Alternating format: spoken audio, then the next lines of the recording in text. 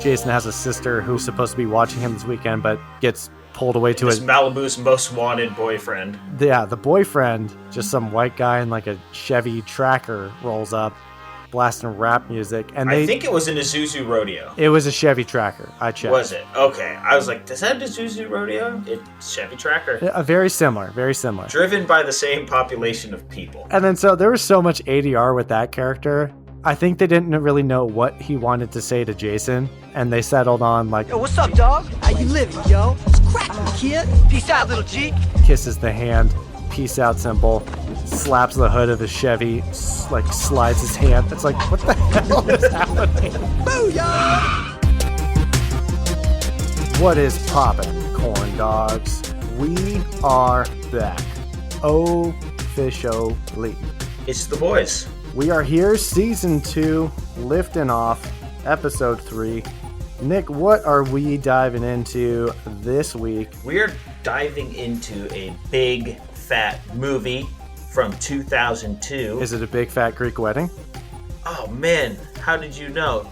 You're wrong. See, that's what I just did. I lied to you. Because the movie we're watching is, in fact, Big Fat Liar. Woo, woo! A 2002 classic. Classic's a strong word, but it's a movie from our childhood that, my gosh, I mean, I watched this how many times? I can't even count. If you can't even count how many times you've watched it, then it's a classic. I like movies like this. Yeah, right. I like movies like this where it's a classic to a very specific, maybe 5-year period. Like if you were... I was going to say that. I was going to say 89 to 94. If you were born in those years, you probably have seen this movie a dozen times. And so there's movies that are classic to very specific periods of time. And for me, this is a classic. You ask somebody from 1999, born in, 97, and you say Big Fat Liar, no idea what you're talking about. Yeah, I work with like college age kids. They're part of my staff that I manage. And I asked if they ever seen the movie White Chicks. And they said, "What is that?" And I didn't feel the need to explain it to them because I feel like it would sound ridiculous. One, you never realize how ridiculous something is until you have to explain it to somebody. It's like, okay, so Marlon and Sean Waynes, who are African-American police officers, have to dress up in whiteface as women. And they'd be like, you lost me. Sounds awful. Sounds just not up my alley, but... No, you don't get it. They have to be white chicks. What's not to get? Anyway, diving back in to Big Fat Liar here. So this movie is directed by Sean Levy. We're starring Frankie Muniz and Amanda Bynes. So we have, stars at the height of their power. These child actors coming in, probably 2 of the more popular names for the demographic that it's going for. And then good old Paul Giamatti. So you got some really strong names there for the time. What I don't think is quite as known back then is the director, Sean Levy. As we all know, he executive produces Stranger Things. He's directed a movie called Free Guy, starring Ryan Reynolds. Big fan of Free Guy. If you've never seen the movie, it's great. I have. It's a fun movie. So Stranger Things, Free Guy, and this movie all kind of have that Sean Levy energy. Like really just fun-loving. Don't really care if this makes sense, but like there's a lot of wouldn't it be awesome if this happened in the movie, and that is kind of like the MO of Sean Levy joints.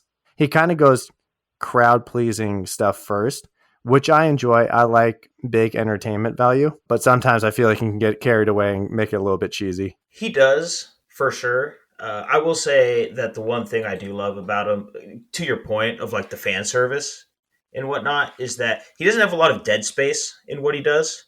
Like there's not a lot of filler, right? Like I'm a big fan of Stranger Things, and there's very few episodes. You ever watch a series and you're like really into it, and all of a sudden they just throw an episode in that nothing happens, and you're like, oh, okay. Yeah, I mean that'd be more Duffer Brothers because they're the creators of that show. Yeah, but I mean, it's nonstop interesting things in front of the audience's eyes. He's big on entertaining the crowd. He will be directing the upcoming Deadpool 3, which we will be checking out. I think it's right up his alley. Right up his alley.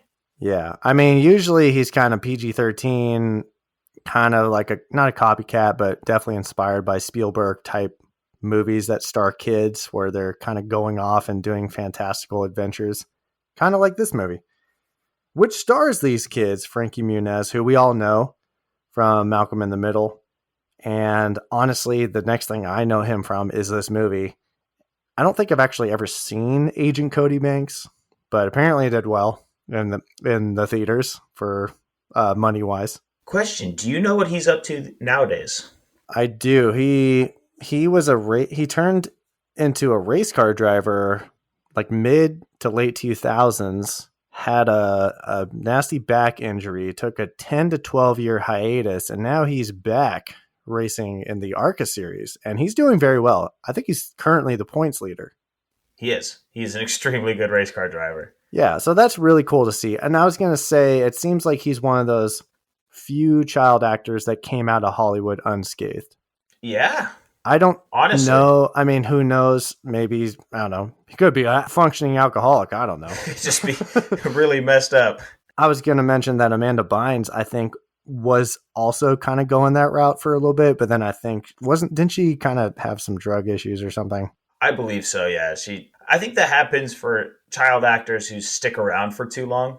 I think like Lindsay Lohan, right? You stick around for too long, the industry will just eat you alive. If you get famous a little later on in life, and when I say later on, I say like maybe early to mid 20s, at least you had those formative like college years to get your feet under you. If you never had that and you don't have any compass for the way the world should work, I mean, you're kind of screwed, right?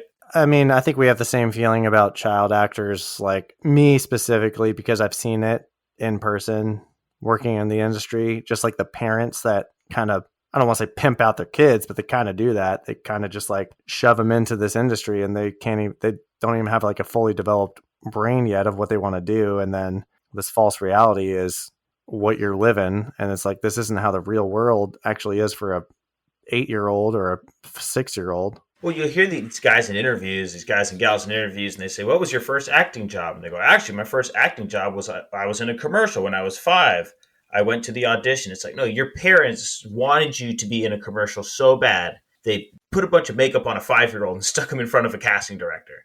Yeah, so I feel like kid actors I feel bad for, and the parents I just don't trust. That's my take on child actors. It's like beauty pageant moms, man. Oh, those are something even way worse. Yeah, I don't trust it. So for a minute, it looked like Amanda Bynes was also going to come out unscathed. I think she had some problems, and it's hard to avoid that when you have a lot of attention at a very young age. I do enjoy seeing child actors who are famous get out of the industry, and then you hear about them 10 years down the road, and it's like, oh, they're doing great. They're like the best real estate salesman in Malibu. You're like, good. Yeah. Good for them. Like that makes me feel so much better that you didn't stick around and get fucked up. Or like Jerry O'Connell, who is still a successful actor, lost a bunch of weight. He was a little chubby kid in Stand By Me. So it's like, okay, not all kid actors will end up in shambles. But Frankie Muniz, yeah, he's a very, very good race car driver, which is cool. I like that. Fun fact, you did mention Lindsay Lohan. I did. She was actually considered for the role of Kaylee, which is the role that Amanda Bynes plays. But Lindsay Lohan was going to take a hiatus from acting, and that opened the door for Amanda Bynes to play the role. And this was actually her first feature film.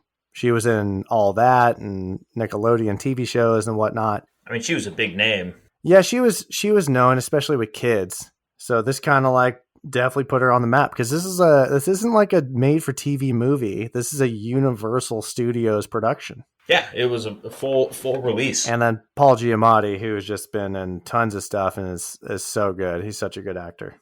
So I think you got 3 in the 2000s. You had 2 up and coming child stars and Paul Giamatti. So I think you had a recipe for success there. Now, this being a Universal Studios production, it did have a little tiny budget, in my opinion. What was that budget? Budget of only $15 million. Doesn't seem like a lot, right? I have some thoughts on that. I don't think younger child actors require quite the pay. I'm not saying that we're talking Malcolm in the Middle kid and all that, Nickelodeon, Amanda Bynes, The Amanda Show. Like, we're talking about some star power for sure. That factors into it. And I'll just say it right now. The whole movie basically takes place on a movie set So it's not like you're like filming on location. Mhm. You kind of just shut down the movie studio for a few days and you shoot everything. So I think it probably pretty economical the way that they went about making the movie. Yeah, because they didn't even need to, not only just filming on the studio lot, but not even really needing a studio set. Like there was no Right. set really to be built. Just thinking about it, the only sets that were needed were the classroom inside the shepherd's house, Marty Wolf's office, his house. Marty's house was probably a location that they probably found this nice house in the Hollywood Hills. But everything else takes place in the Universal Studios backlot, in the Universal Studios alleyway street to different sound stages, and in a prop house. So a lot of the normal costs that are associated with making a movie, they were able to really get around. Yeah, and they can use a cheat code because it's centered in Hollywood. And again, the cool house that you found. I mean, how much if you go to a rich guy and say, "Hey, I'll give you $100,000 if I could shoot here for a day." I don't know how much you'd give them. I don't even think it's that much. Yes, what I'm saying. That, and then a school, right? You say, "Hey, could we come in on a weekend and film here?" Your school will be in theaters. So I just think you could get around a lot of this stuff. And I don't know if a lot of movies try to do that, but it's a great way to make a movie, right? If this is the premise of it, you can go ahead and say, "Yeah, we could really cut a lot of costs." Low risk, high reward. With that $15 million budget, though, they did rake in $53 million at the box office. So that's a 3.5 time return. You take it every day of the week. Hell yeah. Can you please read that log line to me? 14-year-old Jason Shepard has a reputation for stretching the truth. So when big-time Hollywood producer Marty Wolf steals his class paper and turns it into a smash hit movie, no one believes Jason's latest tall tale. That log line actually lies because he doesn't turn into a smash hit movie. The whole plot leads up to the start of the shoot for the movie. I have a whole... Yeah, that's a weird one for me because they do show like a commercial for the movie and then they're like, we got to start filming. I'm like, you don't have a commercial if you haven't started filming. Yeah, that doesn't happen. That was what we call plot convenience. Yes. Speaking of plot convenience, you know what convenience is, what it's within? You want. It's within a plot, so I think we should start plot talk. Plot talk. Okay, so I vividly remember the opening of this movie taking place in a messy bedroom, and I had this video game for PlayStation 2. It was ATV off-road racer, and it's on the TV, and the character's going in circles because Jason Shepard, aka Frankie Muniz, is asleep at the wheel. He's sleeping in. It's a school day, and wakes up late and immediately tells a lie. And then we are hit with the title, Big Fat Liar, right next to the freeze frame of Frankie Muniz's face. He says, "Yeah, Dad, I've been up for hours," when his dad asks, "Are you up and getting ready for school?" Kid's a liar. Kid's a liar. These parents are a little irresponsible. The kid's room's a mess. He's been up all night playing video games. And when you ask him, if your kid's clearly like a pathological liar. Yeah, it's a compulsive liar. And you're sitting here, you're like, "Are you there? Up?" He's like, "Yeah, I've been up." And the dad just walks away. It's like, open the door and be like, "Oh my God, my kid is in shambles. I need to step in and do something." And is it really even an early 2000s movie if you don't start out the movie with a song by Smash Mouth? If it's not Come On, Come On by Smash Mouth, no, that's not a 2002 movie. Shrek? Clock Stoppers? Anybody? Oh my God, Clock Stoppers. Holy smokes. I don't know if that opened up with Smash Mouth song, but it did have Holiday in my head. I would put good money that it did open up with Smash Mouth. But this is the vibe we're in. Early 2000s. He's running late for school. He lies to his mom that he ate his breakfast. He lies to his dad that he wrote his English paper. He's just lying. He's just a big old liar. Hops on the skateboard because all kids in the 2000s were cool, rode a skateboard. And he gets stopped by Taron Killam of Saturday Night Live, who plays a stupid bully named Brett, who has two other cronies, goons with him. They don't play a major role, but you kind of have to have some goons if you're going to be a school bully. And he jacks his skateboard and forces Jason to run to school. Who is this mob of bullies just perusing the suburbs? They're just looking for little upper middle class kids to pick on. There's like no one around. No car drives by and it's like, hey, stop that. There's no one out in their lawn. Okay, It's supposed movies to be a busy really, morning. they really paint a different picture with kids, like versus how we were raised. Like our parents would drive us to school. They're like, hell no, you're not walking to school. There's weirdos out in white vans. You're not getting abducted. I don't want you riding your bike. I don't want you riding your skateboard. I'm driving you. Kids in all these movies are so self-sufficient and independent and articulate. Yeah, I don't blame my parents for like when I saw this movie, I'm like, oh, it's cool. And they're like, I don't know. Because obviously now I want to be independent. I want to go run around on the streets. I want my parents to leave me alone when I'm 14 and go away on a weekend and leave me the house. No parent does that. Yeah, then you turn out to be a big fat liar because they don't keep tabs on Jason. They just let him do what he just run reckless around the house and the neighborhood. And they're like, why is my kid this way? It's like, what do you think, Mr. and Mrs. Shepherd? So he has to run to school, and here comes a number one trope. The school bell rings, and some mean-ass teacher slams the door on him. He's obviously coming in to school. He's running like he's late. He knows he's late. He is sprinting as fast as he can. Tropey, I say. Also, do these bullies not go to school? Nah, man, they're just bullies. Are they just out wandering the mean streets of I forget what the town is. Greenbury is the name drop. So since he's late for school, he has to sneak into his English class. So it's not like, hey, you're late, therefore you get like a late slip, you're in trouble. It's like, no, you're late, therefore you're just closed out of the school. You just cannot come into school. Seems like a flaw in the school system. Yeah, you are now just truant. You lost. You can't come in tardy. You either get here on time or you're gone forever. He's the only one who is going to be at school late. Apparently everyone else in the school is wildly responsible and is there on time. I, as a parent, would be pissed off at this school. I don't know what they're doing. Like, you let my child in. Parents don't care. What was the plan? Just be like, no, walk home now. You lose. Yeah, that's abandonment. It's irresponsible is what it is. So he needs to sneak into his English class. The English classroom obviously is on the first floor of this building and has a window open so he can get in.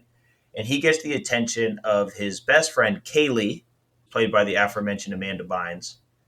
And Amanda Bynes, we find out Kaylee is, she kind of helps him with all of his ruses, all of his schemes. Gets guilt tripped a lot into helping him. She really doesn't want to help him, but she feels like she has to. She's a follower. She's not a strong presence.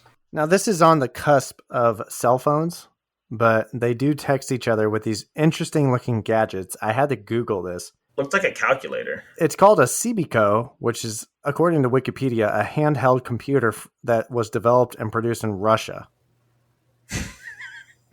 And it actually did have texting capabilities via two-way radio. I was trying to look up how the hell this works, and I couldn't find an answer. I was the same way. I was watching with my wife, and she was like, what? Is that like a typing walkie-talkie? It's like, it appears so. We just saw a meme. I think it was like an old Nelly music video, and like the girl was looking out the window on her sidekick, and she was quote unquote texting, but she was using Microsoft the software Excel. So I thought it was one of those situations, but this is a legit real thing that actually can text. So, and those early 2000s, they just wrapped all that stuff in like semi-transparent colored plastic, like those old Mac computers. Old Mac computers, Nintendo 64s, Game Boy Colors, home phones. Yeah, we love transparent plastic. We had like a lime green, almost transparent plastic home phone that we had in my room, and I thought it was the sickest thing ever. In case any of my 11-year-old friends were going to call me on the home phone. Don't let anybody tell you otherwise. It was the sickest thing ever. So they have these Russian handheld computer devices, but Jason also has a cell phone because essentially he hops into the classroom. Sandra Oh, who's literally been in 220 episodes of Grey's Anatomy, is the teacher, and she plays a small role in this movie and catches him in the act and says, "Did you just come through that window?" And classic Jason Shepherd, it's just lying through his teeth. And makes up this whole big story about how his dad choked on a meatball and says, "Oh, you can call him if you want. Here's the phone number." So he is packing a cell phone because he does make the teacher call the cell phone and then force his friend Kaylee to pretend to be someone else as if it's his. It's his work, yeah. It's like his secretary. And so he tells us, the rest of the kids in the class are just accomplices as well. They're all hearing this. So did the teacher have a cell phone as well? Because why wouldn't you just take the call in the classroom? It's like she stormed off to the office. Or was it like a payphone? Yeah, was it like a landline phone in the hallway? I don't know, because he also goes, you can call my dad, 555-273. And he just rattles off these 10 numbers. And she's like, I will, and storms out and calls him. And it's like, first off, you memorize that. Second of all, where did you go? You just left all these kids unattended. Third off, don't you have the dad's cell phone number on file somewhere? Or his work phone on file somewhere? You could use that. This kid's clearly a compulsive liar. That's your fault, Mrs. Teacher, for taking this kid's word for face value when he is clearly a repetitive offender of lying. As most kid movies that we watch. Terrible parenting. And lacks security, which will be a theme. Eventually he is found out, though. They do. She does buy it, but eventually, I don't know how, but the parents are called in. I'm assuming she actually did a proper follow-up. He's busted. He didn't write his English paper because he just didn't do it, and he lied about it. Apparently, this is like the last day or so of school. They don't really set that up, but it is right before summer because he is given one last opportunity to not fail this class, meaning he won't have to go to summer school, if he can turn in a 1,000-word essay to the teacher at the community college he works at around 6 p.m. There was no bigger threat in these kids' movies than summer school. Oh, brutal. So it's funny because he says 1,000 words in 3 hours, and that's not that much. Especially for this kid who can come up with stories apparently off the top of his head. They do plug a plot hole here because she does specifically say you need to handwrite it because I don't want you to steal anything, quote unquote, off the net. Dating yourself. I caught this when she said off the net. I was like, oh, damn. But they do plug that plot hole because that would have been a big potential plot hole. It's like, why don't you just type it up on Microsoft Office 97 or whatever? So you could just print out a new copy because spoiler alert, the main conflict in this movie is that he loses that paper and it's the only copy of his essay. So he writes this paper because he can come up with these stories and he titles it Big Fat Liar. Did you notice that the title Big Fat Liar was some of the sloppiest handwriting you've ever seen? And then like in the margins is like this crisp cursive. Yeah, so that's probably Frankie Muniz writing the title and then someone in the art department actually writing out the paper. Yeah, I was just like, at least make it a little consistent. The character, little Easter egg that my wife caught, the main character in his story of Big Fat Liar is Kenny Trooper, and Trooper was the name of the dog. Oh. Again, subtitles, man, they really reveal a lot because when he lies about eating his oatmeal, he says, here you go, Trooper. And then the character in the movie is Kenny Trooper. Just throwing that out there because the Kenny Trooper's going to come up in one of the most outrageous, convenient moments. That comes up very soon here. Since his skateboard was stolen, he has to ride his sister's old bike. You know, pink bike, streamers on it. Which is the only bike in the garage. No one has an adult bike. He accidentally is hit by a limousine of an arrogant Hollywood screenwriter and producer, Marty Wolf. And this is Paul Giamatti. And he eventually convinces Marty to give him a ride. Again, kind of being a little bit of a dick. He's like, oh, my neck hurts. Oh, I have whiplash. They go, fine, get in here. Marty, we find out, is also a liar. He talks to the kid that truth is overrated. He's given this kid some just terrible life advice. Just all sorts of terrible life advice. They do bond over lying because he explains why he's in a rush. He says, oh, let me guess, Dad choked on a meatball. And it's like, well, that's suspiciously specific. How'd you think of that, Marty Wolf? He kind of called out what Jason told his teacher. Says, you should have said it was a chicken wing. You should have said it was your sister. Bada bing, bada boom. And then Jason's like impressed by his lying abilities. So you can see there's a tale of two liars right here, sitting side by side in the backseat of this limousine, which is driving around Greenbury, Michigan. And Jason also tells him, like, hey, you've made some stinkers. Like, you've not made a good movie in a while. Yeah, he doesn't quite know who he is at first, and Marty Wolf can't get Jason's name right. We don't know if it's on purpose or legitimately on accident. He keeps calling him Jared or Jimmy, Jiminy. So he gets pulled up to the community college and rushes out. And like the sloppy kid he is, he had his backpack unzipped like a psychopath.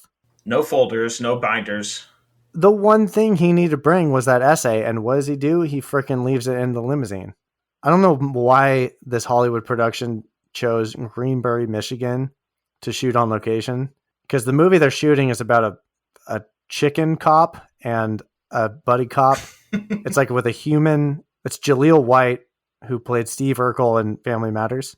And he plays himself. He plays Jaleel White in the movie. And it's about chicken as his cop partner. It's like, you could have just definitely filmed all of this in LA. I don't think there was like a necessity to film this in this small town in Michigan. Plot of convenience. Or just make Jason live in LA. Yeah, well, I don't know if they just wanted to add the magic of going to Hollywood or like the big deal of getting a plane ticket, but you could have just made it in LA or a neighboring city or like a 3-hour drive. A bus ride away. But I love when Marty Wolf picks up the paper and says, "Oh, you forgot it," and then reads it, and then immediately the second sentence, he's like, "Oh, I got something here." It's like, you just knew this was like a really good movie, like from reading 10 seconds of it. The kid is just a modern day Shakespeare. It just grabs you in one sentence. You're like, wait a minute. So he doesn't have the essay. Jason tries to explain, I ran into this guy, Marty something, and he took it, but I did write it. Again, if his parents were on top of him and said, I'm going to make sure you write this, show me you wrote this before you take off, then they could have his back and say, no, he wrote it. I saw it. With that ultimatum of summer school or bust, and you're about to leave for a weekend trip, I feel like you would just like definitely be all over it. Yeah, they're not involved parents. I also wondered when they're like, obviously they don't believe him, right? Boy who cried wolf, kind of classic. Like, how can I believe you? And then Frankie, Jason's all dejected. And it's like, well, you kind of brought this on yourself by being a big fat liar. Actually, at this moment in time, I wrote down in my notes, Jason is the boy that cried Marty Wolf. Is that why he's called Marty Wolf? Probably. Wow. And there's another connection with the names because his last name's Shepherd, who is supposed to protect the sheep, but wolves like to hunt sheep. And Jason's the boy that cried wolf. So I was like, that's got to be why they named him Marty Wolf. Might be a little too meta, but I can dig it.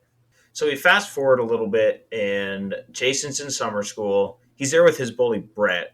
After he gets out, he and Kaylee go to see a movie. And they're sitting there, and the previews for the movie, they see this theatrical trailer for this movie, Big Fat Liar. Okay. Many problems here. Yeah. Many problems. This doesn't happen.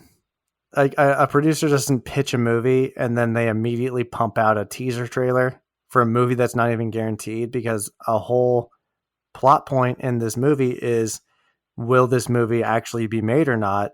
Will the new budget be made or not? And Marty Wolf is in Michigan shooting this Whitaker and Fowl movie, which is the chicken cop buddy movie. And all of a sudden he's pumped out this teaser trailer that's not even guaranteed to be greenlit. It just appears out of thin air, because this is after school has ended, but before summer school has begun.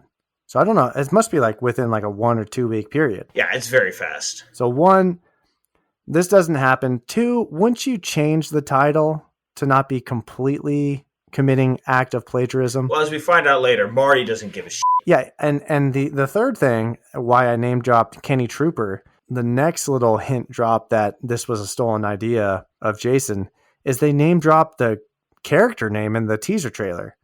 They say Kenny Trooper is the big fat liar. Teaser trailers don't give away diddly squat. Yeah, I thought same thing. I was like, there's no way. It was just very unrealistic. Like, why is there a trailer for this? They really wanted to hammer it home like, hey, this is Jason's idea, and he's now realizing that his essay got turned into a major motion picture, a future one at that. So he's super upset. And instead of being like, wow, he plagiarized me, that should be my movie, my name should be on it, he wants to go to LA, confront Marty Wolf, and all he wants is for Marty Wolf to call his dad and say, hey, your son was telling the truth. He did write that paper. Let me stop you right there. What's the problem with that sentence there, Nick? It's not what you're expecting. I don't know. You tell me. He has a mom. The mom, like, is just there in the background. He doesn't care about his mom's validation. He just cares about his dad. So either Jason's super sexist or the movie studio is like, yeah, we just need you to care about one of your parents. Who cares? The mom, by the way. The father-son. The mom, by the way. Christine Tucci, who is sister of Stanley Tucci. Yeah. She's just thrown on the back burner for this movie. He doesn't care about his mom's approval, the respect from his mom, the love of his mom. He only cares about his dad before he comes up with this crazy scheme to go confront Marty Wolf. Then there's another unbelievable thing that happens. There's like an interview with Marty Wolf about next summer's big blockbuster movie, Big Fat Liar. And they're already interviewing this fool about like how great this movie's going to be. It's like, this doesn't happen. Not for pre-production films. It conveniently comes on the TV so Jason can present it to his parents, aka his dad, because the movie doesn't give a shit about his mom. It's funny because his dad is just like, Jace, I want to believe you, but I just don't trust you right now. And then immediately the next cut is them getting into a taxi like, okay, see you later. It's like, damn, drop the mic on your son. Like, I'm disowning you right now. It's like, I'm going on vacation. I have another issue. When he wrote the story and he showed up, they're like, oh, did you write it? Yeah, where is it? This guy, Marty Wolf. They're like, wouldn't you have at least told somebody what the story was about? You say, no, I wrote it. Here's what the story was about. Just a little like corroboration. Something. Plot hole. Nope. The only two characters in this movie who know anything about Big Fat Liar is Jason and Marty. So we got to go to Los Angeles. And of course, he drags Kaylee along with him. And through a couple of ruses, all of a sudden, Jason's lying and storytelling is really starting to come into his benefit because he's sneaking into places. He's getting Donald Faison's car because Donald Faison plays a chauffeur in this movie and pretends to be somebody that is not at the airport. Gets Marty alone in a room and they talk about it, about the, hey, can you just call my dad? Just that's all I want. You can keep the movie. You can keep the rights to the film. It's all he wants is for Marty to call his dad and tell him that he wrote it. And Marty goes, yeah, sure. He like takes it out of a safe. He keeps it in a safe instead of like shredding the evidence. Right? He keeps the original handwritten 14-year-old boy's paper in a safe. He takes it out of the safe, puts it on the table, lights up a cigar, and then just drops a match on the paper. And just like pour some vodka on it, just like really just rubbing it into this kid. Mm-hmm. Like you're like, okay, so you're just the biggest of dicks. Marty Wolf is a bad guy. Yeah, they really hammer that point home a lot in this movie. Coming up soon. At every turn, he's just a terrible, terrible person. So Jason's obviously upset, and instead of giving up, he's basically saying, "Hey, I'm going to now ruin this man's life." Like he steals his compact, his planner. I forgot all the name of the phases because they did give us a little title card. Phase 1, surveillance. Phase 2, like Marty or something. Like yeah. I didn't say I don't that. remember the phases, but yeah. So basically, they're going to inconvenience his life until he finally comes clean, and all he has to do is call Jason's dad. Jason and Kaylee are then confronted by Donald Faison's character, Frank Jackson. Like, oh, you lied to me, you owe me money, and they explain to him the situation. That's his fault for just not even checking the facts, just accepting that these two teenagers were the. Do you have ID? The people he was supposed to pick up at the airport. Frank, Donald Faison, when he hears the name Marty Wolf, he's like, oh, dude, I hate that guy. Like, I am super down to help you random 14-year-olds ruin this man's life. We've seen this in previous kids' movies where adults just go along with the kids' plans because they're like, yeah, there's a reason for this. It's like there's never a reason for you to literally drop everything in your livelihood and take up the cause of a 14-year-old. But here we are. Shout out Free Willy. So our first plan of sabotage on Marty is Jason and Kaylee. So where they stay for the night is they stay at the studio. They stay in this big prop warehouse. I was going to say the studio backlot, the prop house, and a lot of things in general have horrible security. The worst. Because these two children have been living in this prop house, which is full of invaluable, priceless, famous movie items. There's like the Grinch costume in there. There's a Jurassic Park raptor in there. E.T. is in there. The DeLorean is in there. It's like, okay, if you ever been to a real prop house, it's like a warehouse, but everything's in boxes and organized and labeled. Everything here, willy-nilly strewn about in a beautiful way. And there is a master switch at the jump that turns on every neon light inside the prop house to make it look sick. Every prop is plugged in. Yeah, the pinball machine's plugged in, the Coke machine's plugged in, everything's plugged in. There's a fan running for the inflatable Velcro wall. Did you like that when they walked onto the movie studio set? They're like, whoa, every actor single on the movie. every single production. They're all in makeup. They're all in costume. Every single production had all of their extras just chilling in this one narrow alleyway.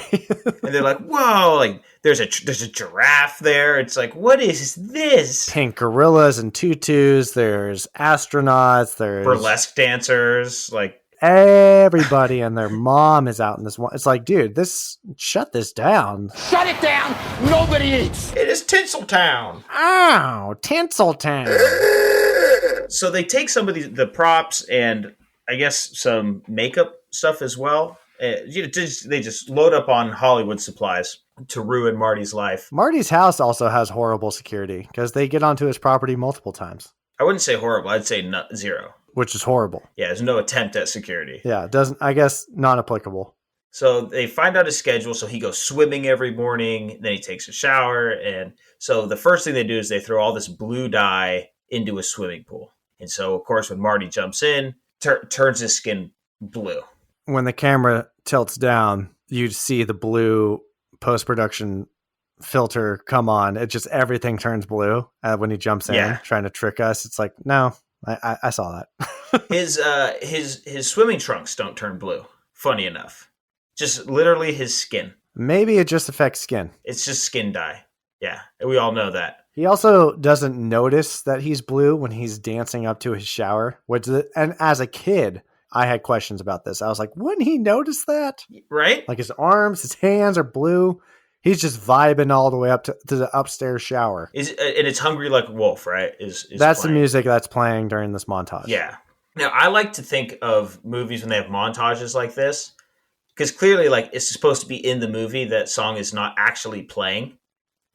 I just imagine the whole scene if it were silent, and it's a lot funnier. Now, this song is playing in the movie. It is diegetic, which is a movie term that you can start using in this podcast.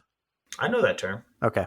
I took film classes. This song is diegetic in this movie. He hits this just generic light switch outside, and it just cues up this song instantly on some sort of outdoor speakers that also follow him inside. Well, that's what I'm saying. Like it's loud throughout the whole. It's like, no, they'd be on the outside speakers. Then when the kids are creeping around the house, it'd be a lot more thrilling. But they also put orange dye in his shampoo. They also super glue his earpiece, and that super glue would dry in 30 seconds. It would dry in 30 seconds. If you actually did super glue an earpiece into someone's ear, that's fucked. That is like, you need, like, the first thing he should have done is like drive to the hospital. Because like that is permanent, like coming up on permanent hearing loss. Like that will ruin your ear. Not Marty, man. He's built different. Also, his earpiece still works, full of glue. I was going to say that. It's covered with glue. It's a little bit of a nitpick I had. I was going to say that. The super glued earpiece. What's the logistics there? And then the last thing they do, and this scene is great. They trick him. Do you mind if we just dive back a little bit? Because before all this, we get a very quick couple scenes explaining how much of a dick Marty Wolf is. Because he is to the people working for him. Yeah, he's laying into everybody. So John Cho, who plays Harold in Harold and Kumar, I think that's where most people would recognize this actor. Oh, yeah. He does make an appearance in this movie. He's the director of Big Fat Liar within the movie. He's talking about, we got to do this scene with 12 cameras and yada, yada, and blah, blah, blah. And Marty makes a super racist comment saying like, hey, Confucius, like, slow down, Confucius. Because John Cho's Asian. Says like, yo, I could barely afford one camera, let alone 12, which I have to agree with. 12 cameras is absolute overkill. All on film? You kidding me? I remember when I was working on shows, they would bitch about operating 3 cameras. So John Cho, you should pump the brakes, but you shouldn't be called Confucius because that's racist. So strike number 1. Number 2, the VP of marketing is a little bit on the chunkier side. And what does he say to this poor lady?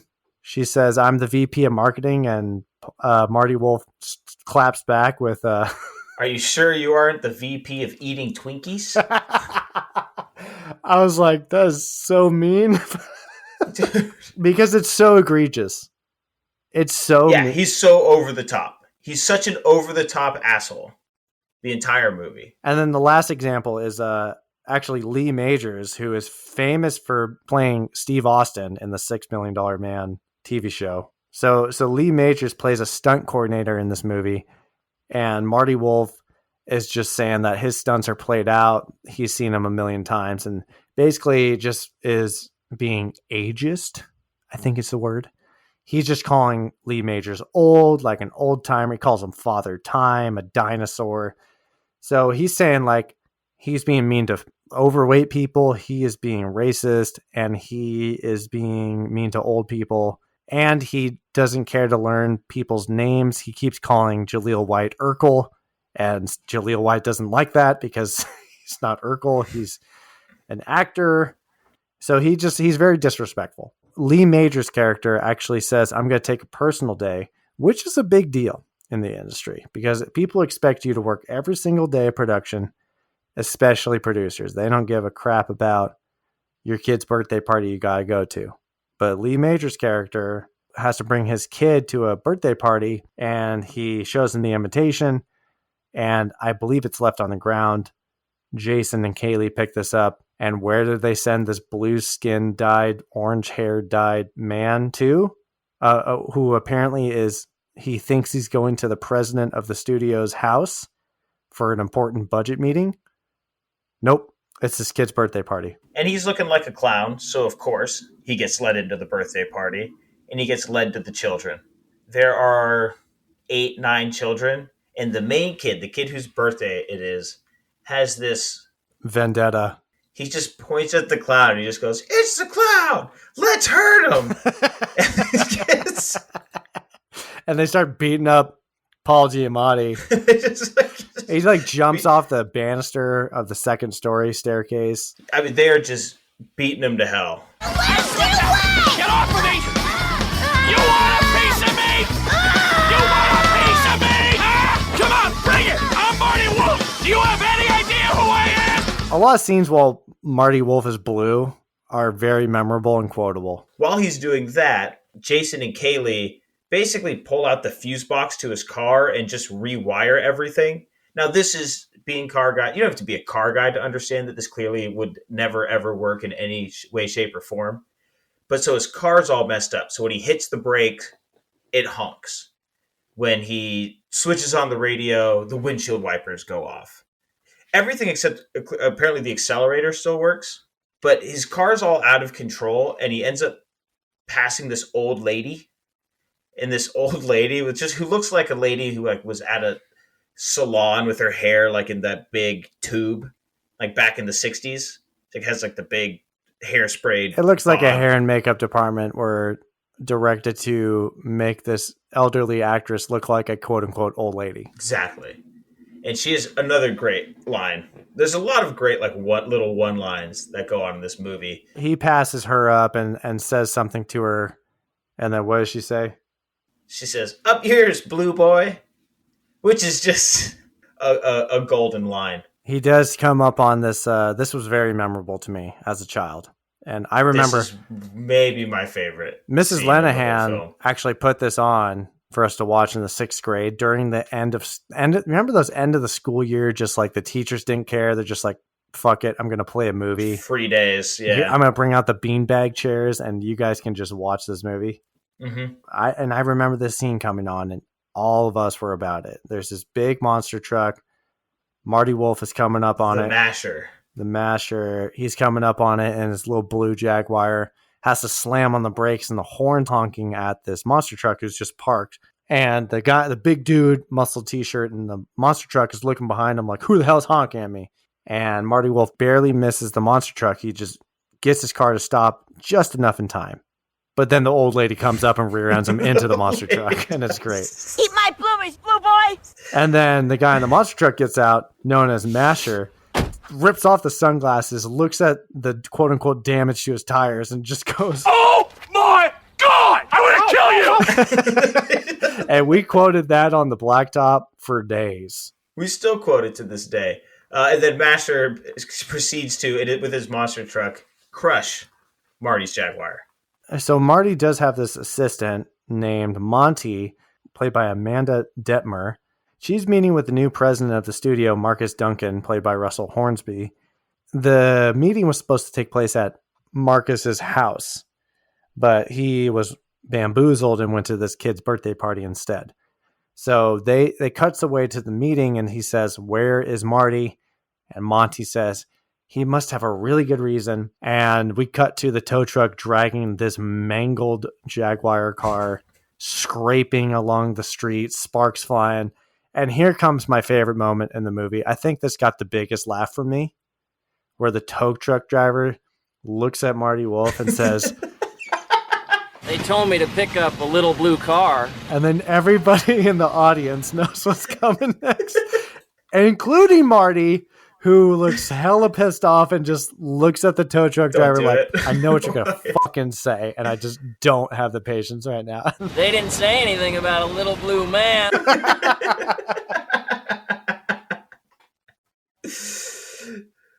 That got me so good. Oh, man. Marty's rock bottom. So that tow truck driver, I actually had to go see what he was about.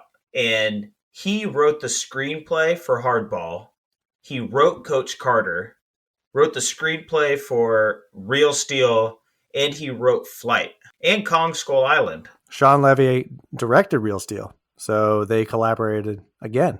Marty says, hey, I'll talk to him at the premiere of this movie that I make, Whitaker and Fowl. That's the one with Jaleel White and his... The chicken. Sidekick Chicken.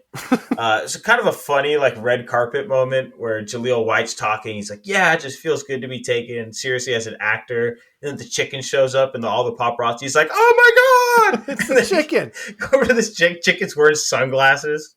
It was actually ridiculous. There's a lot of little things in this movie that made me chuckle. Jason does catch Marty at the premiere. Marty comes off a bus looking tattered, haggard, and defeated. But he does present like, hey, like, I'll make it all stop if you just call my dad. But Marty is hardcore, dude. He's like, fuck this. Like, I don't care how much you throw at me. I will never admit it. Again, it's not like he's asking him to give up the movie. It's literally just calling his dad. He's not even asking for like credit, residuals, money. I gotta be honest. I was thinking about it. If Marty actually did call his dad, would Jason's dad believe that was producer Marty Wolf? Would he even know who Marty Wolf is? That's what I'm saying. Like, he'd be like, oh, haha, very funny, Jason. You better be at home because we're gone and you better not be in Los Angeles. Who's the strange man you're talking to? At the after party, this is where Marty's going to make his final pitch for the movie, and he realizes he's got nothing. Jason is at this house party as well, and they confront each other, and Jason says, I can help you, because the movie doesn't have an ending. Yeah, Apparently so the premiere story didn't have an ending. The premiere of the Chicken Cop movie didn't do too well, so Marty wasn't already on the president's good side, and he says, you just cost us like a major bomb at the box office. Like, I'm going to pull the plug on Big Fat Liar. You keep missing meetings. And then Marty, once again, lies his pants off to say, no, the reason why I missed the meeting is that I want to make a big presentation at this party. So then he is at a total loss. He doesn't know what the hell he's going to make up for a lie. And then Jason offers to help him finish the movie and give a compelling pitch to the president and all the party goers. Dustin Diamond Screech does make a cameo in the scene. Sean Levy, the director, does make a cameo in the scene. Kenan Thompson's at the party. Kenan Thompson's there. I was going to say, unlike, remember when we were talking about Unbearable Weight of Massive Talent, we said that didn't really build itself as like a Hollywood centric movie. It was more just about Nicolas Cage. This movie does a good job of like including real names and kind of building up that Hollywood feel. Like this is behind the scenes feel. With Kenan Thompson, I'm like, I wonder if he and Amanda Bynes just got done filming an episode of All That, and Amanda Bynes was like, why don't you just come to set with me for Big Fat Liar? And then he was just there, you want to be at the party? And he was like, sure. Jason does help Marty in exchange for him calling his dad. He helps him. Marty picks up the phone to call his dad. JK, he called security. So this is... He's like, hey, take these kids away. This is the second time that Jason has been duped by Marty. So this tells me that Jason is the biggest schemer and swindler in his own life. He can get away with anything by lying, but he's not used to being lied to. So he's getting a taste of his own medicine from Marty. And at this point, it's a bigger fish. At this point, it's a fool me twice moment. Mm-hmm. Because in the beginning, when he first gets to his office, he asks him to call his dad and do that. And then he's like, okay, I'll do that. And then he burns the script and just shoves it in his face. And then this is the second time gets duped. So it's like, fool me once, shame on you. Fool me twice, shame on me. You fooled me, we can't get fooled again. And Jason gets escorted out of Marty's house by Rocco Malone, who gets a first and last name drop. He's the head of security for Marty Wolf Pictures. Now, I don't understand. They're like, okay, we're going to take you and we're going to force you to go home. It's like, you don't have dominion over these kids. You could remove them from the property, but you can't oversee them getting on a plane and going home. I think it's just due diligence of being adults. Oh, finally the adults decide to be adults here. Great. But it's weird because they escort him off the property. They drive them all the way to Universal Studios into Marty's office to say, like, we got to bring you home. And then they can bring them to the prop house where their stuff is. It's like, why'd you go to Marty's office to tell him that? That was weird. But in the process of all this, Monty, Marty's assistant, finds out that he did plagiarize the script. He admits that in front of Monty. So now we have a new player in there. And Monty, who is tired of being battered around emotionally by Marty Wolf, Marty and Monty, it's confusing, says, hey, no, kids, we're going to do this. And what happens is they rally together everyone who hates Marty Wolf in a giant plot to take him down. So we're talking Lee Majors, the stunt coordinator. We're talking Donald Faison. We're talking the director. Jaleel White, right? Everybody who was involved in this movie so far that Marty's been a dick to is now... We don't know that yet, but everybody is involved. Yes. There's just like a silhouette of like a whole crew of adults that they have congregated post-premiere party at around 11 p.m. to come up with this elaborate scheme before they start shooting tomorrow, which logistically in the movie didn't look like it was 7 a.m. That's what usually call times are. It looked like it was maybe noon because Marty gets picked up at high noon by Donald Faison. One more issue, though. You're telling me that the studio has not greenlit the picture. They greenlight it 10 p.m. the night before, and then you start filming the next day? You're telling me you had everything coordinated as if you were going to get... Like, that's not how... Honestly, sometimes that's how it works. Sometimes it's very last minute, and it can come down to the literal wire. But I'll agree with you. It's a little far-fetched, but not unbelievable of how Hollywood operates. Well, they operate terribly. Yeah, no, it's horrible. They're not operating any right now as we record this. At this moment, the Writers Guild of America and SAG are on strike. So it's a big mess over there. And it's because of people like Marty. So there's this giant plan. And James, do you want to just run through the plan real quick? And Marty gets picked up by Donald Faison in his car because his Jaguar got wrecked. What kind of Hollywood producer doesn't have multiple cars? Yeah. The fake ones, that's who. The car, quote unquote, breaks down and Donald Faison comes out and checks the hood. It's smoking. It's not really broken down. There's a special effects fog machine in there because now we can see this is one big ruse. Jaleel White, who shows up in his personal car alongside the broken down chauffeur car, offers Marty a ride. Donald Faison's character is acting his face off. Frank Jackson, the actor, is going to work. Jaleel White drives off Marty. Now, there is this very unnecessary control center in the prop house that I don't know when or why they had the time to set this up. To program this? Pretty much all it is Frankie Muniz and Amanda Bynes in office chairs like it's some sort of heist scene, and they're the guys in the chair. Guy in the chair. Who have like headsets on. They say phase 1 complete. And then there's like this really weird clip art that comes on the screen that says like, here's a car. And then Jaleel White drives Marty Wolf to the desert. And then Marty, unprovoked, jumps out of a moving car going 60 miles an hour and does a pretty impressive stunt roll. Well, he's like, where the hell are we? I'm being abducted by Jaleel White. I must be 20 minutes away from the studio. We're in the middle of the desert. And then Jaleel White says like the eagle has flew the coop or something. As if this was expected, right? They're like, yes, things are going as planned. Well, Jason does say, what the hell does that mean?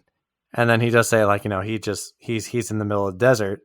And then this like very like 2000s desert clip art comes on the screen. It's like, he's in the desert. What is the point of this weird control center PowerPoint presentation? It was a little cornball to me. Marty calls Monty and says, I need extraction. I need to get to the movie set. This is my do or die for this movie and my career. Make it happen that I can get to the movie set. Helicopter rolls up to a Fat Boy Slim joint and Lee Majors. Vince, the stunt coordinator, rolls up in the helicopter and gets Marty into the chopper, says, hey, I just got it from set.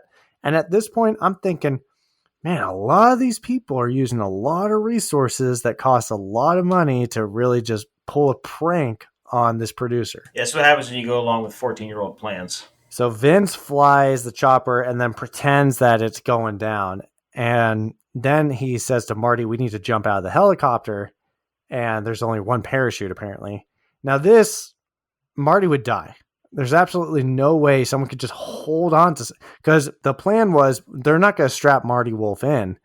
Marty is just going to bear hug Vince as he free falls out of a swerving chopper. And pulls his chute. Once you pull a chute, one, either Marty is hella strong and snaps old Father Time Vince's spine from the impact of the parachute, or two, Marty Wolf is not super strong and falls and dies. Holding on to somebody as they pull a chute and get yanked up.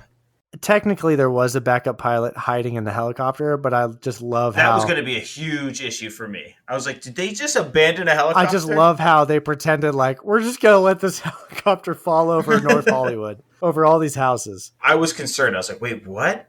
Like, this is a huge plot hole. And I was like, oh, wait a minute. Yeah, they helicopter Marty in, and then he's coming up to the studio. He's running through the back lot that we get into this old Western set. And Jason is standing there with a beloved stuffed animal of Marty named Mr. Funnybones. Mr. Funnybones is probably introduced about halfway through the movie. Marty has a weird connection with the stuffed animal. It's not even like a stuffed animal. It's like a rubber looking puppet. Yeah, like a puppet almost. Weird. Yeah, it's weird.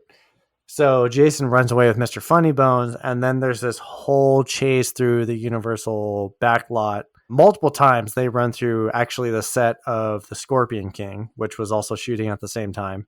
So they run through there, they get into a golf cart, drive through a Christmas set, then they go to the back tour section where they run through kind of like that little Mexican village looking set. And this is actually part of the Universal tour with the water feature. There's this special effects computer nerd that Marty earlier in the movie said, looks like you don't have a social life. So he was mean to him as well. The special effects guy programs the water to turn on. Then Marty's swooped away by the flooding water, catches up to Jason, follows Jason through a facade. They go upstairs. They end up on a roof. Mr. Funnybones gets flung up in the air. And then there's another standoff. First one to Mr. Funnybones wins this conflict. And they both get to Mr. Funnybones at the same time. And then here is where Marty Wolf is completely broken, mentally, emotionally, physically. He's just like, I've had it. I've had it with you, kid. Like, you can't break me. I'm at rock bottom, but I'm never, even when I'm out, I'm always in. That's Marty Wolf's MO. Jason kind of prods him to admit that he did in fact steal his idea of Big Fat Liar. I stole Jason Shepard's paper and turned it into Big Fat Liar! You know who's listening, pal? No one. And they never will. So, for the last time, give it up. It's a classic police wiretap scene. Once we got the confession, we're going to reveal that we got you. So it turns out cameras were rolling, microphones were rolling. Not just one, but 12 cameras. Just like John Cho suggested. He got the sign off for it. Dusty Wong, the director. He comes out of this out of nowhere on a hydraulic crane chair. He's a great line. Oh, and by the by, Confucius say, Castang, you're busted. Now, can I say something here? John Cho was originally pitched that his character was going to have an accent, but he did not. He's like, I don't want to do it if we're going to have an accent. I don't want to do it. Because, seriously, come on, dude. That's so fair. That's so fair. Why? It's why? Sheds light on, just how whitewashed Hollywood. Where we were. We still are. But, I mean, at least, we admit it now, and, we're getting more representation out there. Studios are trying to be inclusive. And also just hey, you could just not be a stereotype. Yeah. So it's dude, this isn't 16 Candles. We're not going to do the Asian accent. So he denied the role, and then they're like, okay, you don't have to do it. He's like, yeah, you shouldn't have to laugh at someone's accent, even if they did have one. Rock and roll, baby. Yeah. Understandable, because it's really stupid. But they did kind of hint back at the history of the Confucius remark. Yeah. And then the VP of marketing, who he asked if she was the VP of eating Twinkies, he looks down and she's standing there just eating a Twinkie. It's just like you wanted, Wolf. The press is all here. All the news cameras are rolling, and then she just unapologetically rips into a Twinkie, and it's a nice little redemption moment. Yeah, like you said, they spent a lot of money exposing Marty Wolf. The studio lost a lot of money that day. A lot of money. It was a very expensive ruse and prank. So Marty is outed. Jason's parents are also there because Donald Faison, Frank Jackson, did pick them up from the airport because they did get a phone call that he was in Los Angeles, and for some reason he needs to get picked up personally by them. No, Jason called him. He had this growth moment where he's I need to tell my parents the truth. So he did turn a corner. Told his parents the truth, and so they flew out to Los Angeles, cut their vacation short. They're probably what the hell, man? They wanted to do a cool stunt at the end. They have Jason jump off the roof and land into a stunt pad, a big inflatable crash pad, essentially, which Marty talked down upon to Vince, the stunt coordinator, earlier, saying that stunt was boring. But yeah, it's the dinosaur stunt. So Marty's outed. The president of the studio is there. All is well. And we do cut to a scene in the movie theater where the movie is made. Frank Jackson, a.k.a. Donald Faison, is the star of this movie after being blacklisted by Marty. So he gets a redemption there. Everybody's at the premiere. The English teacher, Brett, the grandma. Speaking about things that made us chuckle, there's a whole side story with Brett and the grandma that is hilarious. Brett has to pretend to be Kaylee for Kaylee's old grandma. And there's this whole B-plot of them. Grandma's like, who is it? Brett's just like, it's just Kaylee, Grandma. Yeah, and then the movie ends with Marty Wolf dressed up as a clown showing up to a kid's birthday party. Which was now kind of callback. A little unnecessary. Why would he go into clown work? He's been there, done that. I feel he could sell his home. He should have some reserves. He shouldn't be stuck doing clown work. But he shows up to this house, and who's the birthday party for, James? It's for Masher's kid, who is dressed exactly like Masher with the same gelled spike haircut, muscle t-shirt. What is that? Those YMCA mesh jerseys? Almost fishnet. Yeah, so Masher and Lil Mash. Lil Mash looks exactly like Big Masher. And then Masher walks in and puts his hands on his hips and goes, oh my God. He goes, Lil Mash, show him the nutcracker. Yeah. And then Lil Mash does a flying kick towards Marty Wolf and kicks him in the nuts. And we end on a nut kicking joke. So Move It Like This by the Baja Men starts the credits. Now, if you don't start a movie by Smash Mouth and end it with the Baja Men, are you really an early 2000s movie? Can't be. This podcast doesn't think so. And that is plot talk for Big Fat Liar. Now, do you have any nitpicks there, Nick? Nitpicks. Outside of what we've already brought up in plot talk, I do not. I mean, it just is what it is, right? It's a ridiculous kids movie, so It's a big studio movie, but it is targeted for kids. But even as a 30-something-year-old man, I did enjoy it. I chuckled a lot. You can bring up convenience, pretty much just like plot devices, like, oh, we need to exhibit how Jason needs to know at an early stage in the movie that his story's been plagiarized. We're going to insert this very unrealistic trailer, followed by an interview with Marty Wolf on TV in front of his parents. Oh, by the way, his parents are going out of town. Oh, by the way, Kaylee's parents are also going out of town. Oh, by the way, Jason has a sister who has about 2 lines who's supposed to be watching him this weekend, but gets pulled away to Malibu's most wanted boyfriend to a dick appointment with B-Rad. Yeah, there's a lot of convenience in this movie. It's got a lot of Sean Levy energy, which is just all about fun. We're going to put convenience and realism on the back burner. If you're going to make it up with entertainment value, I won't get as mad at it. I'll say there's a couple cringy moments in there, like the montage in the prop house. Pretty unnecessary, kind of just like a hokey. We're going to put these 2 kid actors getting dressed up in funny outfits to like fun music, and they're going to break the 4th wall. It's like, what is the point of this? That's just the demo. That's just like, oh, the kids will love this. Yeah, exactly. And I was going to say that's where it's like this is targeted for kids is really showing. Mm-hmm. I mean, when we were watching it in 6th grade, we probably loved it. So I guess I get it. Yeah, I'm not mad about it. If you're going to market it for kids, you got to kind of give something for the kids. I agree. Now, do you have any talking points about this movie? I get that Marty Wolf was just the bad guy and was just irredeemably an asshole the whole movie. I'm just like, dude, what's this kid is like super gluing things in your ear? Just call the dad. I don't get what drove him to like be such a dick about it. Because he's the biggest and fattest liar. I guess so. By the thing, Marty Wolf would have definitely been a Me Too guy. He would have been a lot of guys. But like all in all, he would have guys who got swept up in the Me Too stuff. Like he would have been pretty high on the list. Like he's almost like a Harvey Weinstein guy. Yeah, I won't debate that. And the last thing, I don't get the message of the movie necessarily. I'll say he basically got Marty to admit the truth by being a schemer and a liar. Like he's like, oh, my lies got me into trouble. But no, the thing that got him into trouble was the one time he tried to do the right thing and tell the truth. And then he goes ahead and lies his way back into the good graces of his parents. So really, it's not like he learned his lesson. Like, I need to tell the truth. If anything, the lesson was, wow, I just need to lie a lot more because it's working out for me big time. For talking points, I'll just throw a couple names your way from the trivia of who else was considered for the role of Marty Wolf. We have James Woods, Alec Baldwin. Baldwin would have been good. Willem Dafoe, Joe God. Pesci, Bradley Whitford, Jim Carrey, amongst others. Now, which of those would like to see out of curiosity, and which of those do you think would have also done a good job? Man, Pesci would have been good.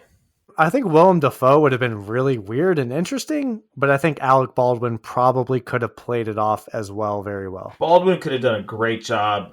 Willem Dafoe might have been a little too creepy. It might have been a little much. You know what I mean? That'd be a little weird. Hey, Marty, I like your new coloring. It works for you. What? But you can't do this to me. Yep, and it can end anytime. All I have to do is make one phone call to my dad. I started this company. Shouldn't be much of a problem since that headset is super glued to your ear. You know how much I sacrificed? Yeah, I think there'd be a lot for this movie. It'd be a little bit too sinister coming from Willem. I just can't see him without the Green Goblin crazy eyes in this role. With that said, I think Pesci would have been hilarious. And I do need to commend Paul Giamatti for his performance in this movie. I think he really embraced the role and committed to it. Like, he says such outrageous things and he's so mean in the movie that it worked because he was just he was very charismatic, even though he was being a complete asshole the whole time. Also, just a whack job. Also, it's just a little kind of funny looking, right? Like, it just fits.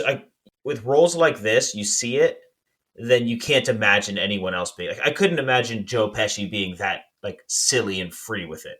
So when someone takes a role and then runs with it, and then you get to the territory of I can't really see anyone else doing this. Yeah, like the way that they originally did it. Yeah, I mean, you brought up Jim Carrey. I think about a lot of Jim Carrey roles. Like, I'm sure a lot of people were considered for an Ace Ventura or a Liar Liar, and you're like, how could anybody other than Jim Carrey have been able to pull that off? And maybe they could, and if it went the other way, I would say there's no way anybody other than Robin will. Who knows, right? It is interesting how we view those characters once they actually get their hands on the role. I always think about how they considered Tom Cruise for Tony Stark. It's like, damn, that would have been so different. Wow, that would have gotten really expensive for Marvel really fast.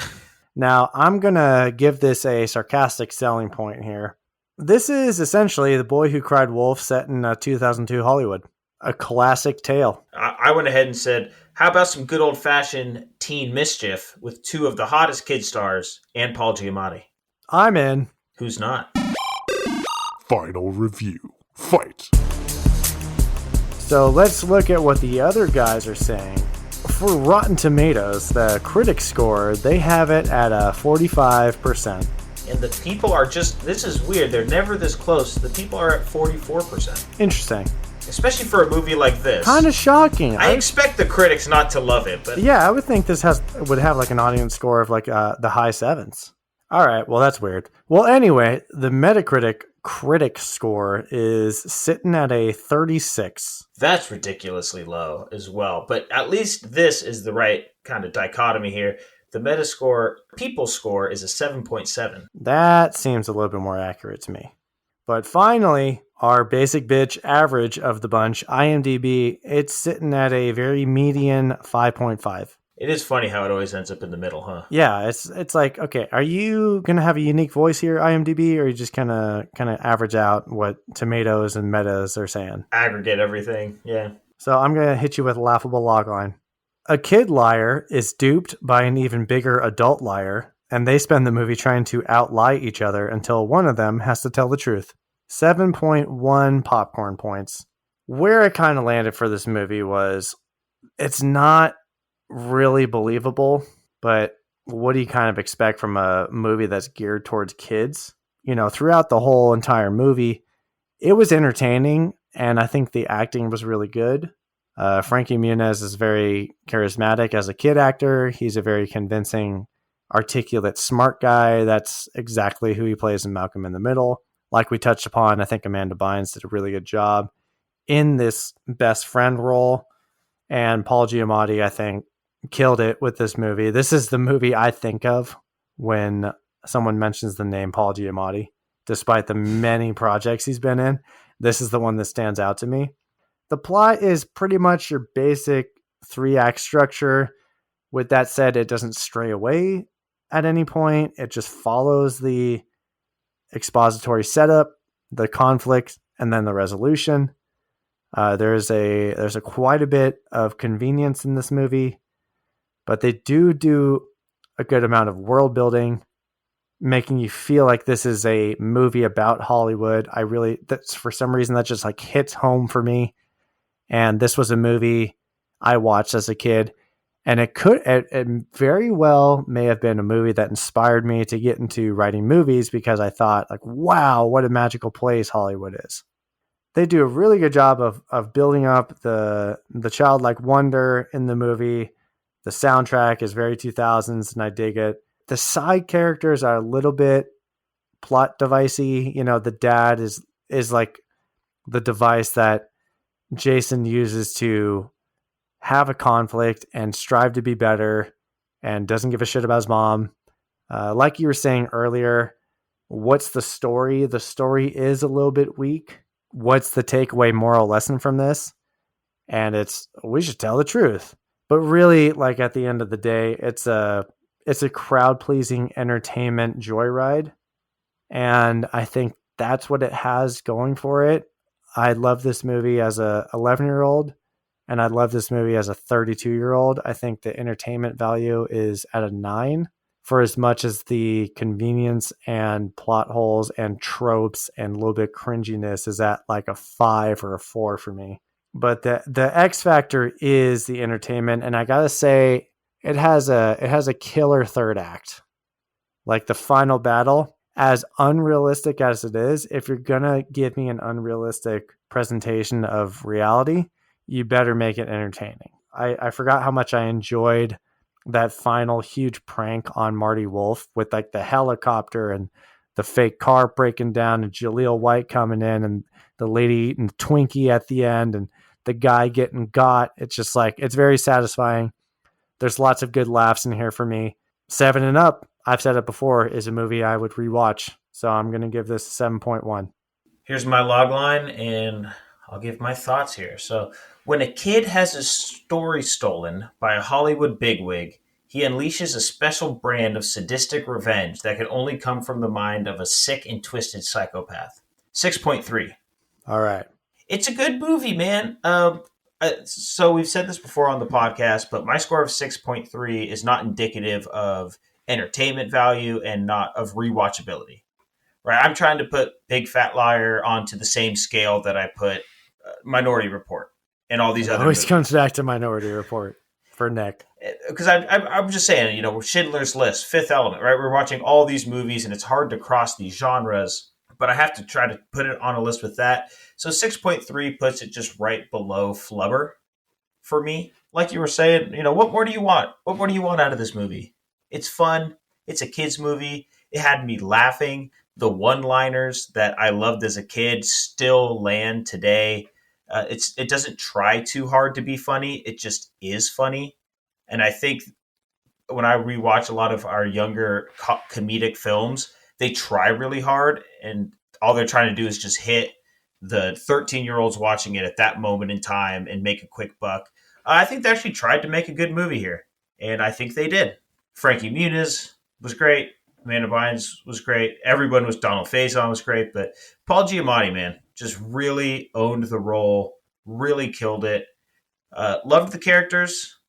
The story's fine when you consider the demographic, right? You can't get too complicated of a story. It can't get too heavy for the kids. But I mean, it's just entertaining. The gags are entertaining, and I'm impressed they pulled it off with $15 million.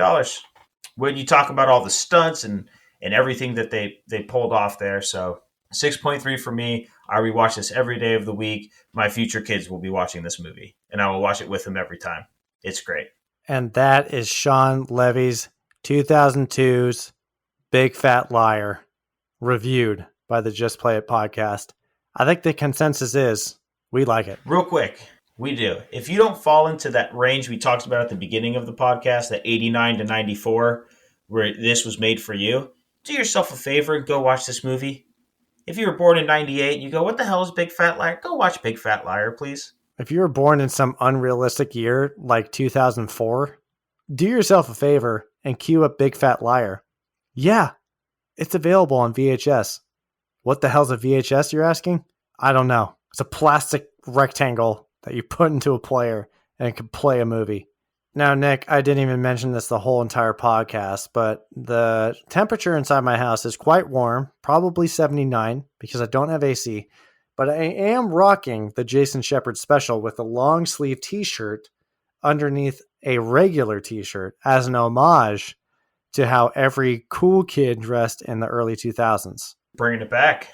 I am sweating my nuts off. I do have a long sleeve t-shirt underneath my regular t-shirt, but I am not wearing pants. All right. And that is Big Fat Liar.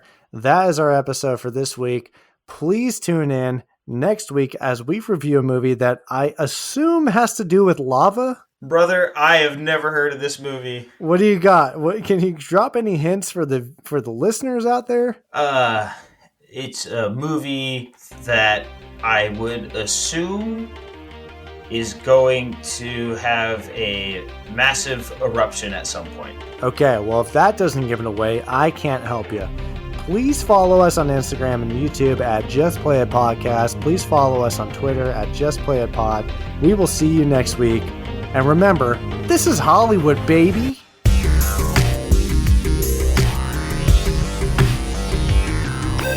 Because you can take it from me, the truth, it's overrated. Now get out!